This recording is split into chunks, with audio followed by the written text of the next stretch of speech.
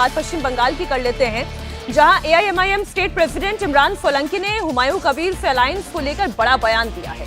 इमरान सोलंकी ने कहा कि हुमायूं कबीर की तरफ से उनकी पार्टी का गठबंधन का प्रपोजल आया, जिस पर पार्टी के अध्यक्ष ओवैसी फैसला लेंगे और ऐलान करेंगे। इमरान सोलंकी ने कहा कि बंगाल का मुसलमान ओवैसी के साथ और एआईएमआईएम चाहती है कि अगला डिप्टी सीएम मुर्शिदाबाद से बने।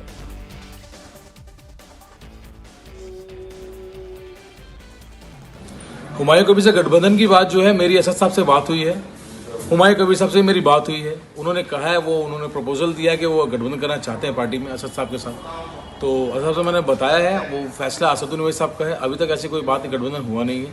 आखिरी फैसला असदुद्दीन ओवैसी साहब का है। वो जब करेंगे तो मीडिया में अगर हम लोग बात करेंगे। दूसरी बात ये अहम बात कि हुमायूं साहब के साथ में मुसलमान बोले 70 से कोई मुसलमान है, किंग मेकर नहीं, हम किंग बनेंगे।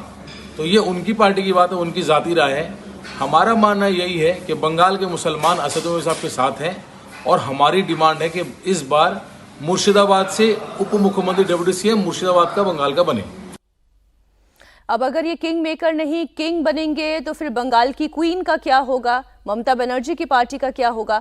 इधर बंगाल के मुर्शिदाबाद में हुमायूं कबीर जो बाबरी मस्जिद बना रहे हैं, उसे लेकर घमासान और बढ़ गया है। बंगाल में बाबरी मस्जिद के शिलान्यास के विरोध में अब बाबरी हटाओ मंच बन गया है। हिंदू संगठनों के कार्यकर्ताओं ने मिलकर बाबरी हटाओ मंच बनाए हैं। ये मंच बंगाल के अलग अलग जिलों में जाकर कार्यक्रम और मीटिंग करेगा।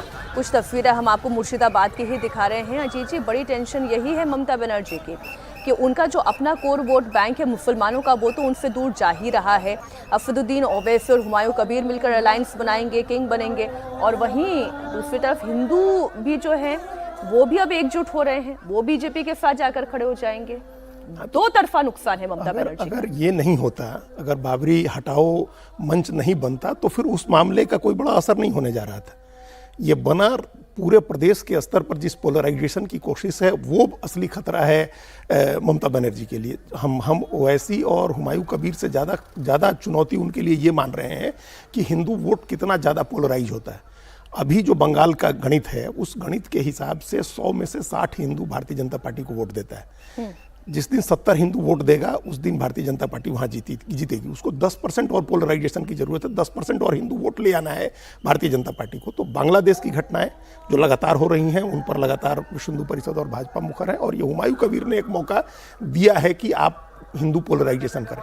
अगर हम बात करें ओवैसी और वही हो जाएगा ना, बीजेपी की बी टीम है, पहले ओवैसी थे, अब हुमायूं कबीर भी कह रहे हैं। तो हम वो जो वहाँ हो रहा है, हुमायूं कबीर और ओवैसी का जो मामला है, ये 40 सीटों पर मान लीजिए कि लड़ते हैं जाकर के, मालदा और मुर्शिदाबाद और उस इलाके में जो दिनाजपुर उत्तरी, दिनाजपुर दक्षिणी, नादिया, इन सब जिलों में जहाँ मुसलमान आबादी 40 से लेकर के 66, 67, 68% तक है, वहाँ कोई खतरा नहीं होगा। ये देखिए, बड़ा स्ट्रेटेजिक दाव है कि हम चाहते हैं कि मुर्शिदाबाद का डिप्टी सीएम बने। इसका मतलब कि बिहार टाइप से आपके 8, 10, 20 लोग जीत जाए वहाँ, और फिर ममता बनर्जी की ही सरकार, बीजेपी तो आपको डिप्टी सीएम नहीं बनाएगी ना। बिल्कुल, बीजेपी की सरकार बन, तो आप उसकी ये एक स्ट्रेटेजिक दाव, यही स्ट्रेटेजी दिख रही है विनोद जी। नहीं, स्ट्रेटेजी भी है, और मुझे लगता है इसके पीछे पूरी बड़ी रणनीति है पूरी। बिहार में आप याद कीजिए, जब ये ओवैसी ने यही तो नारा दिया था ना कि मुसलमान खाली दरी बिछाने के लिए है, जब साहनी को डिप्टी सीएम घोषित कर दिया गया था, जिसका नुकसान उठाना पड़ा पूरे महागठबंधन को, पूरे सीमांचल में। ममता बनर्जी हालांकि वैसी गलती करने वाली नहीं है कि किसी को डिप्टी सीएम घोषित कर दें।